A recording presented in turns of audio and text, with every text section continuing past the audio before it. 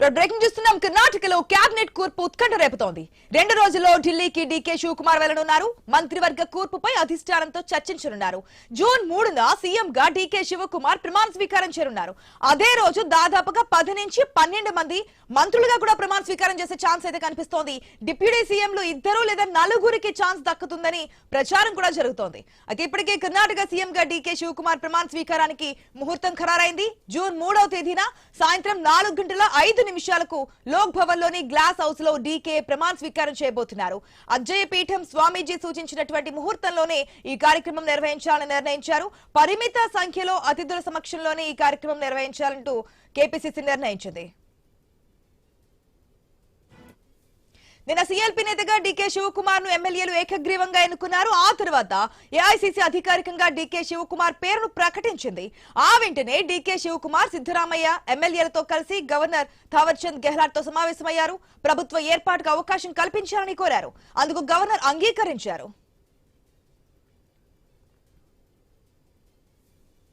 కర్ణాటక రాజకీయం ప్రెసెంట్ అయితే ఉత్కంఠ రేపుతున్నటువంటి సిచ్యువేషన్ కనిపిస్తుంది. మొన్నటి వరకు అసలు ఎవరుంటారు, సీఎం పీఠం మీద సిద్ధరామయ్య దిగిపోతే గనక పరమేశ్వరన్ పేరు కూడా తెర మీదకి వచ్చింది. డీకే శివకుమార్ కొనసాగుతారా లేదంటే పరమేశ్వరన్కి ఏమైనా ఛాన్స్ ఇస్తారా? ఈ ఉత్కంఠకైతే తెరపడింది. నిన్న ఏకపక్షంగా ఎన్నుకున్నారు. కాకపోతే ఇప్పుడు మంత్రుల విషయంలో కూడా ఈ చర్చ సాగుతోంది.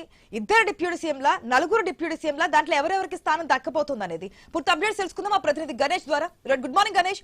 సీఎం వరకు క్లారిటీ వచ్చింది. డిప్యూటీ సీఎంలు ఎంతమంది ఎవరు అనేది కానీ మంత్రులు ఎవరు అనేది కానీ ఏమైనా క్లారిటీ వచ్చిందా? రేపు దాదాపుగా అంటే ప్రమాణ స్వీకారం చేసేటప్పుడు 10 మంది నుంచి 12 మంది వరకు ప్రమాణ స్వీకారం చేయబోతుంటే తెలుస్తుంది కదా మంత్రులుగా. డీకే శివకుమార్ ఢిల్లీ వెళ్లే పరిస్థితులు కనిపిస్తున్నాయి. ఎవరెవరికి మంత్రి స్థానాల్లో అవకాశం కల్పించాలి, డిప్యూటీ స్థానాల్లో ఎవరికి అవకాశం కల్పించాలన్న దాని మీద తీవ్రంగా ప్రస్తుతం చర్చ నడుస్తున్నటువంటి సందర్భం కనిపిస్తుంది. ఇప్పటికే గవర్నర్ గెహ్లాట్ ప్రభుత్వ ఏర్పాటుకు అవకాశం కల్పించడంతో డీకే శివకుమార్ ఈ నెల 3వ తేదీన సాయంత్రం 4:05 ముఖ్యమంత్రిగా ప్రమాణ స్వీకారం చేస్తారన్న సంకేతాలు అయితే రావడం జరిగింది కర్ణాటక కాంగ్రెస్ పార్టీ నుంచి.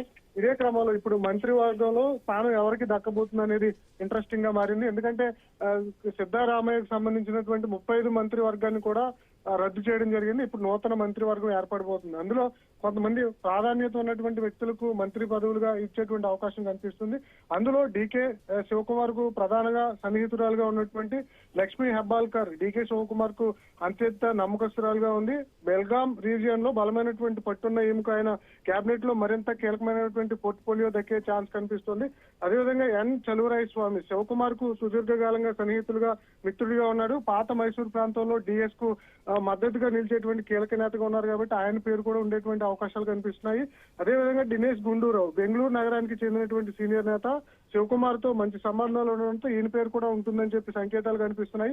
ఇక బెంగళూరు నగర కోటలో ఆయనకు అంటే ఎవరికంటే దాదాపు శివకుమార్ కు పట్టున్నటువంటి నాయకులకు ప్రాధాన్యత ఇచ్చేటువంటి అవకాశం కనిపిస్తుంది. కృష్ణ బైరేగౌడ సమర్థులైనటువంటి అడ్మినిస్ట్రేటివ్ గా ఈయనకు పేరుంది. అందువల్ల కీలక బాధ్యతలు అప్పగించేటువంటి అవకాశం కనిపిస్తుంది. అదేవిధంగా రామలింగారెడ్డి బెంగళూరులో బలమైనటువంటి రెడ్డి సామాజిక వర్గ నేత సీనియర్ కావడంతో మంత్రి పదవి ఈయనకు ఖాయంగా కనిపిస్తుంది. అయితే ఇప్పుడు ముఖ్యంగా ఈ కర్ణాటక విషయంలో సామాజిక సమీకరణాలకు సంబంధించి సమతుల్యత పాటించాల్సి ఉంది. అందువల్ల ముఖ్యమంత్రిగా డీకే శివకుమార్ అయినప్పటికీ కూడా లింగాయతులు, ఒక్కాలిక, అహింద అంటే వెనుకబడిన వర్గాలు, దళితులు, మైనార్టీలకు సమీకరణాల ప్రకారం విస్మరించకూడదు. వీళ్ళకి ప్రాధాన్యత కల్పించాల్సి ఉంది. అందువల్ల ఏఐసీసీ కూడా వీటి మీద దృష్టి పెట్టినటువంటి సందర్భం. అందులో లింగాయత్ నేతలు ఎంబీ పాటిల్తో పాటు ఈశ్వర్ ఖండ్రే, శరణ్ ప్రకాష్ పాటిల్ వంటి బలమైనటువంటి లింగాయత్ నేతలు కేబినెట్ లోకి వీరిని తీసుకోవడం ద్వారా ఆ వర్గం మద్దతు కాపాడుకోవడానికి అవకాశం ఉంటుంది కాబట్టి వీరికి ప్రాధాన్యత ఉంటుంది. అదేవిధంగా దళిత వెనకబడినటువంటి వర్గాల నేతలు డాక్టర్ జి పరమేశ్వరన్ తో పాటు హెచ్కే పాటిల్ వంటి గౌరవప్రదమైనటువంటి న్యాయకులు కూడా ఉన్నారు. వీరికి కూడా స్థానం కల్పించాల్సినటువంటి పరిస్థితులు కనిపిస్తున్నాయి.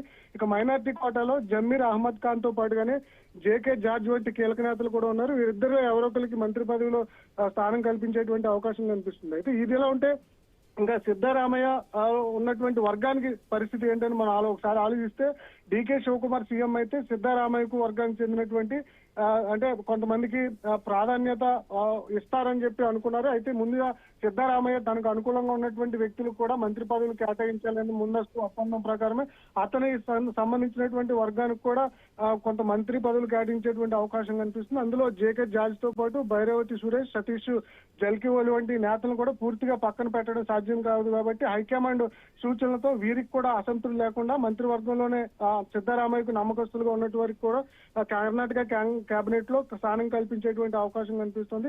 ముఖ్యంగా ఈ హోంశాఖ కావచ్చు, ఇంధన శాఖ కావచ్చు, బెంగళూరు నగర అభివృద్ధి వంటి కేజేడిఎస్ వంటి అత్యంత కీలకమైనటువంటి పోర్ట్ఫోలియోలను కూడా డీకే శివకుమార్ దగ్గర పెట్టుకున్న తర్వాత మిగిలినటువంటి స్థానాల్లో సిద్ధరామయ్య వర్గానికి ఇచ్చేటువంటి అవకాశం కనిపిస్తుంది.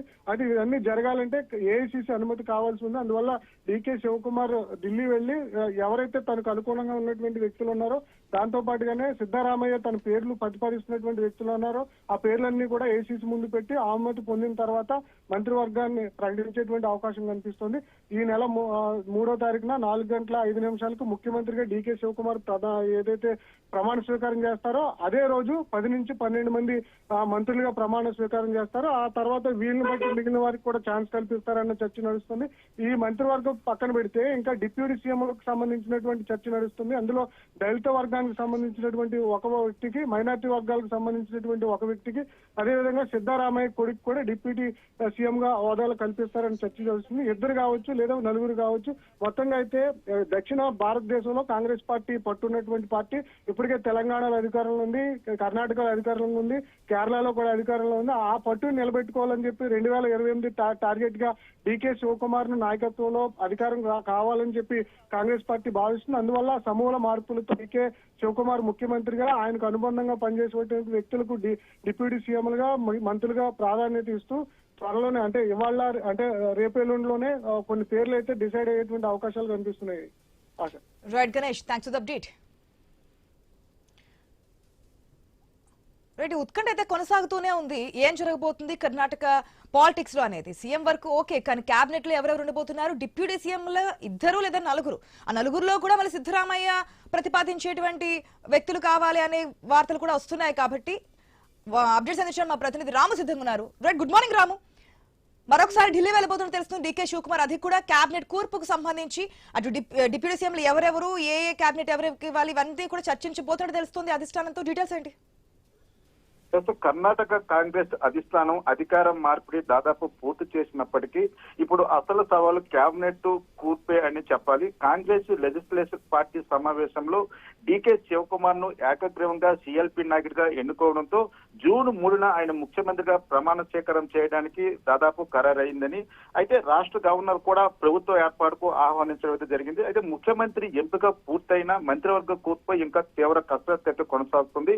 మరో 2 రోజుల్లో డీకే శివకుమార్ ఢిల్లీ వెళ్లి కాంగ్రెస్ అధ్యక్షుడు మల్లికార్జున ఖర్గేను, లోక్సభ ప్రతిపక్ష నేత రాహుల్ గాంధీను, పార్టీ ప్రధాన కార్యదర్శి కేసీ వేణుగోపాలరావుతో భేటీ కానున్నారు. అయితే అక్కడే మంత్రుల జాబితాపై తుది నిర్ణయం తీసుకునే అవకాశం కూడా కనిపిస్తుంది. అయితే ప్రస్తుతం అందుతున్న సమాచారం ప్రకారం తొలి విడతలో డీకే శివకుమార్ తో పాటు 10 నుంచి 12 మంది మంత్రులుగా ప్రమాణ స్వీకారం చేసే అవకాశం ఉంది.